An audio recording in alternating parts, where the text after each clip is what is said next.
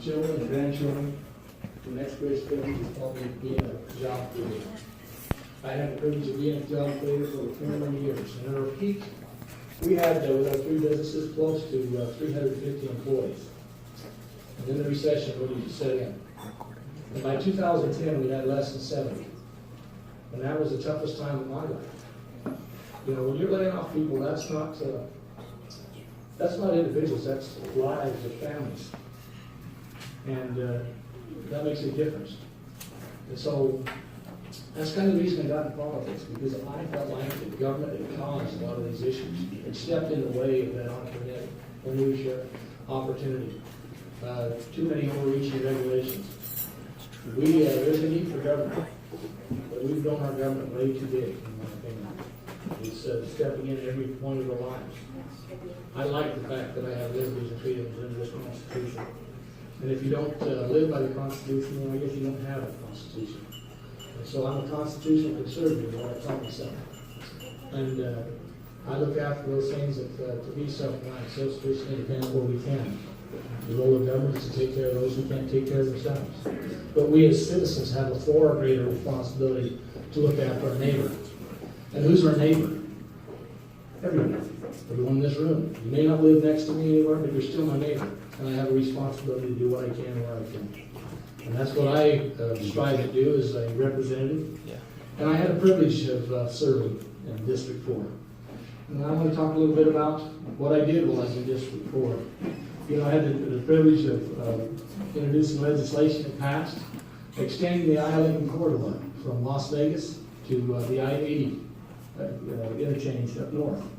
That is now on the list of projects to be completed by the federal government. It's a freeway project. Set on that steering committee at the end to make sure that got through. I had the privilege of introducing legislation that helped with healthcare issues. Healthcare issues that were rural communities. It made it through the House. It didn't make it through the Senate, but it made it through the House. And I thought it was a good piece of legislation to protect those rural health challenges. By 2010, there was over 71% of the hospitals that had been closed in rural America. And worked in a bipartisan fashion with Sewell from Alabama, and wish we could have done it across the table from both houses and across the president's desk. But one of my greatest privileges of being a representative in Congress is the staff that I surrounded myself with and the success that we had in the district. You know, that's my first responsibility, is to answer the people that voted me into this office. And I had a staff that was matched the diversity of the district. District number 4 is the most diverse district in the state of Nevada. And it matched that diversity and represented very well. We didn't ask who you voted for or what party you were from. Our staff reached out and did the job they were supposed to do. We solved veterans issues. To the tune of almost $1.6 million in benefits that were supposed to come back to our veterans that they shouldn't have had to ask for in the first place. We solved Social Security issues, Medicare issues. We solved immigration issues. Our office held a number of opportunities where we could grow businesses, to help strengthen small business entrepreneurs to be able to provide that opportunity to be an employee and be able to take care of families. That is so important in this world, that a father or mother has the opportunity to work, be able to provide for their families, that they can, the things that they need, the necessities of life, to make sure they can move forward. My dad taught me good hard work.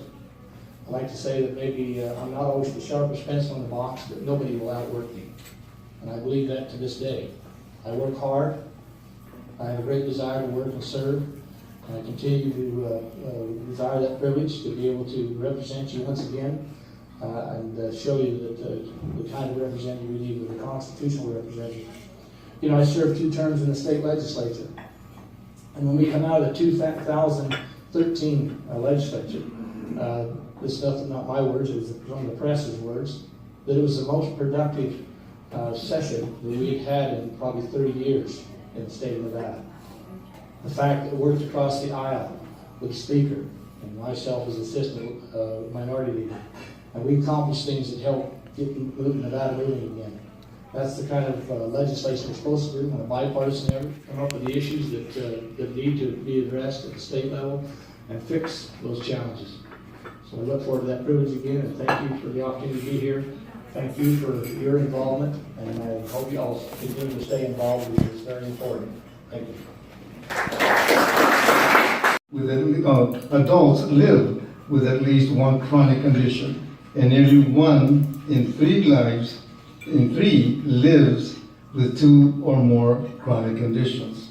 I didn't say I could read, but anyway, chronic diseases are also the primary driver of healthcare costs, accounting for 86 cents of every dollar we spend on healthcare in this country.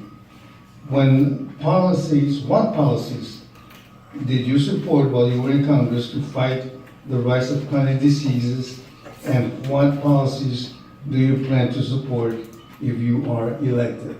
And I ask each gentleman who wants to take the question first. The question is for both. Oh, thank you. You know, growing up, there was a leader in my church that made a comment once, and it's kind of stuck. He says, if you want to live forever, give him a curable disease and take care of it. So that was a joke, by the way. But with that being said, you know, there are many chronic diseases. I'm a diabetic, and I think that we have to continue to move forward with that type of policies. That's something that the government can help with, to make sure that we fund those opportunities and growth, to make sure that science does the best it can to develop those type of medications that will help fix some of these challenges. Diseases are always going to be amongst us, no matter what. But the best thing we can do also is make sure we have good health practices. We have to learn to have more respect for our bodies. You know, I've been given a pretty good body, but I don't respect it very much. I don't eat properly all the time, and I can do a better job myself. So we have a lot of individual responsibilities ourselves to solve these issues. But where the government can, where issues pop up, these chronic diseases, we need to continue to sponsor those individuals and opportunities for science to do this stuff. No sign up here that says don't applaud. More than half, believe it or not, of the questions that I've received for the 2 congressmen deals with conservation and deals with Gold Butte. So without reading everything that was written down, I'll simply condense it to the questions for both. What's going to happen to Gold Butte? To say that I completely have a different opinion of that.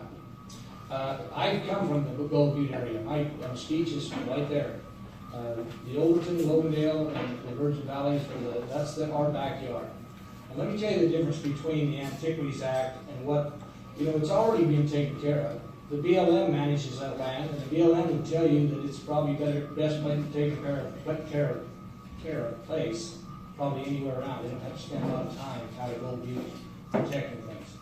Now, we do have artifacts back there, but if you want to protect those things, or protect those, I think there's a responsibility to be done by government to make sure that we provide those types of protections.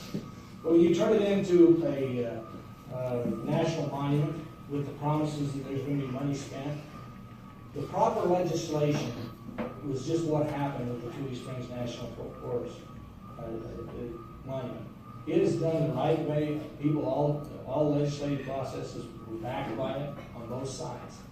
It was put there, but you know, the monies that were promised still haven't came. Haven't even put the fence around the Tule Springs National Monument yet. We continue to not have the money to be able to protect these antiquities projects, national monuments, like they're supposed to be, and so we keep adding more. When it becomes a national monument, now it's turned over to administrative hands. It can delegate any type of closures or on any road or anything else that they desire, just through that process. As long as it's done in the DLM's hand, it's still public lands. It has to go through Congress to make major changes. I agree with that side of public lands, to where you have to be in a position of commonality with Congress to make sure that it's protected in the proper way and moving in that direction. So there's a difference in the way we think about the process. I think sometimes it restricts us from the use of our own land when we start putting in national lines. This, because of time, this will be the last question. It says, and by the way, this is also, I have 4 questions on this. Congress is yet to pass a solution for Dreamers.